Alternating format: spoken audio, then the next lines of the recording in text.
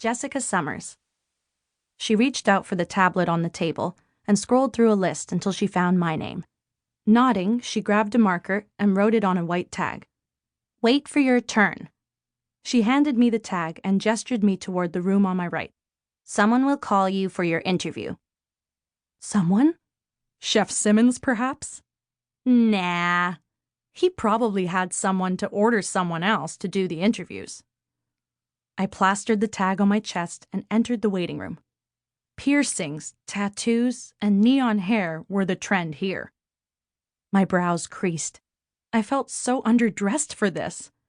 My jeans and hoodie were faded. My hair was pulled up on a ponytail, but it probably looked more like a messy bun by now. I sighed. Grimacing, I made my way to the nearest free chair. The list the girl had seemed long, and I was just at the bottom. At least I can sit down. My feet were killing me, and I was wearing tennis shoes. I looked at my feet before sliding my gaze through the rest of the shoes everyone was wearing. I gasped. Most girls were wearing stilettos. How can they even walk in those things? I shook my head. I'd never own a pair. Tennis shoes, jeans, and t-shirts were my thing. Unlike my hippie grandmother, Juno, she loved dresses. The more colorful and the more flowery, the better. I always knew it was time to go secondhand shopping whenever she suggested I wear one of them. Despite her fashion sense, I loved Juno. She was as unconventional as her wardrobe. She hated the grandma title, and she was too liberal and open-minded. I shuddered. Good thing she was funny, though. Her whole personality reminded me of the 70s. My eyes roamed around the room. She would fit right in here, too. She'd probably be best friends with the green-haired guy in the corner, or the girl with the tube dress. Sometimes, I wish I was more like her. Sometimes. I couldn't keep still. I shifted on my seat 3 times and started to bounce my knee. What sort of things would they ask?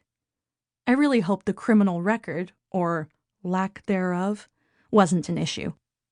Also, if I did get a place, would I be able to convince Stan, the manager at the cinema, to give me a night shift? Well, I'd worry about that part if I got that far. I glanced around the room once more, and there were fewer people. Good. A brunette sat beside me. "Hi," she said. "How are you, Jessica?" My brows creased. I didn't know her. She had a thick Spanish accent, and despite the excessive amount of makeup on her face, she was really pretty. She had a natural tan, and her black hair glowed under the artificial lamps. She smiled. "I'm Monica." She touched the sticker on her chest. Of course, we all had name tags. I might as well be illiterate. "I love your hair," she went on. "Is it naturally red?" Self-consciously, I patted my head, hoping to tame the loose strands. "Yes." "I love it. No matter what hair dye you use, you can't achieve that color." "Thank you." She glanced around. "Have you been waiting for long?" "Yeah, a bit." "Ugh," she groaned as she leaned back on the chair. "So, what did you do?" she asked, looking at her nails. "Huh?" I blinked at her, completely lost. "I was in a gang, but I left it because I want my little Carlitos to grow up to be a decent man, you know?" I stared at her with an incredulous look. "You have a baby?" "She looks younger than me." Monica shrugged as her gaze swept through the room. "His father is an ass, you know? He's in jail for assault. He was convicted 2 weeks ago. That was the wake-up call I needed.